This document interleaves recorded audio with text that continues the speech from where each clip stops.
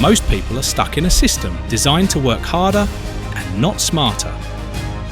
We're here to expose the strategies, the loopholes and the life hacks the 1% use. This is universal basic knowledge. Let me ask you a quick question. When's the last time you opened up a new credit card? If your answer isn't strategically, you're leaving thousands of dollars in free travel on the table. The wealthy and the savvy aren't flying first class because they're rich. They're flying because they understand one simple system, the credit card sign-up cycle. Credit card companies are in a war to acquire customers. And in that war, they're throwing out huge sign-up bonuses. 100,000 points here, 80,000 points there. But most people just open a card and use it like normal and never think about it again. The real move, you time these bonuses around your calendar. A $4,000 spend over 3 months becomes easy if you're planning a vacation, buying furniture, or covering a big expense anyways. So here's the playbook. Every quarter, you should assess your upcoming spend. Weddings, travel, business costs, life events, anything big. And then you match that spend to a high bonus card.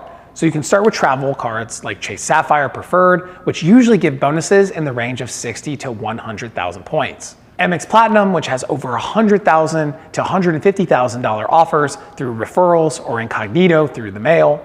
And Capital One Venture, which will give you anywhere from 75 to 100,000 points. You open up the card and hit the minimum spend using money you already planned to spend to get the bonus. You redeem the points intelligently and then rotate, rinse and repeat. So let's say you open 3 cards in a year, each with a 100,000 point bonus. That's 300,000 points.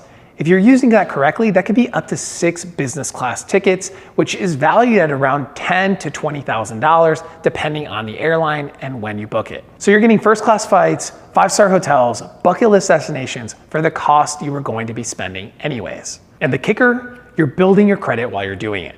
As long as you pay it off in full with no interest and no debt, you just get the perks.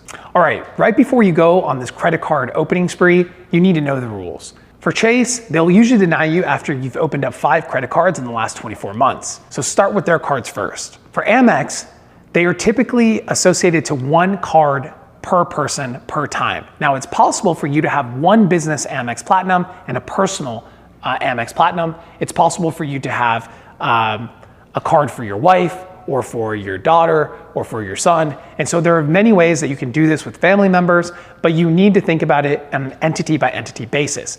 I have multiple entities, so I may have an Amex Platinum for 2 of my entities and a personal. So I might have 3 Amex Platinums that are all associated to different entities. So think about an entity as a person and then yourself as also a person. So you can use tools like Travel Freely or spreadsheet templates to manage your open dates, your spend targets, and your annual fees. I would recommend doing this on a quarterly basis, but if you do it sloppily, you'll end up paying fees without value. And if you do it smart, you're gonna be flying for free for years. People think you need to be rich to travel the world, and that's just not true. The pros aren't paying, they're playing.